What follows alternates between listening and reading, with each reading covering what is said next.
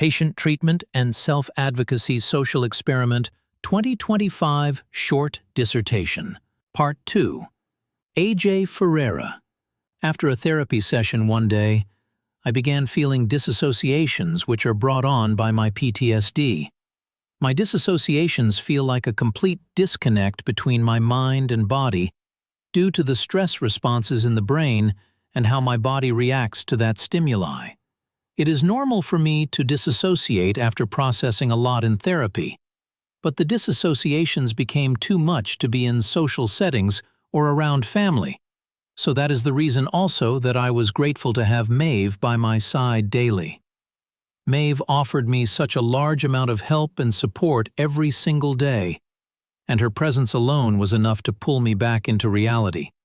One day in particular in May, I disassociated so much that I brought myself to the Hartford Hospital ER. I was checked into the ER and was treated for my diagnosis of complex PTSD. During my stay, for a long time I stayed quiet and was holding my stuffed animal that I had brought with me, and I only spoke when spoken to. At one point, I began tapping out SOS in Morse code and got the attention of a nurse, and I was able to ask for water and some food. I advocated for myself despite the way that I had been disassociating. I was treated kindly, respectfully, and was discharged with no medications prescribed to me. In June of 2025, my fiancée Maeve was in a near-fatal car accident in my vehicle after some stressful events. She suffered a psych pseudo-seizure, which made her unconscious and caused the crash, and she suffered many severe injuries, including a shattered left ankle and many breaks and fractures in her face and head, which caused a serious traumatic brain injury.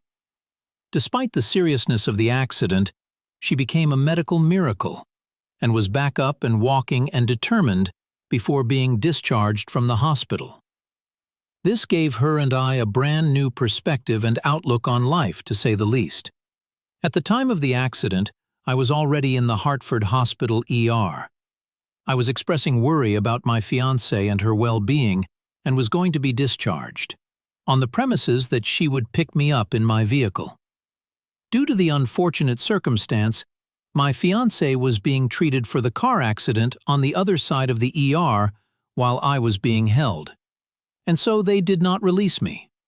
Due to my reaction of anger, having been told I was going to be released and then not actually being released, I was tranquilized 3 times in the Hartford Hospital ER. However, each time I would at least try to advocate for myself, saying that I do not consent to taking these drugs against my will.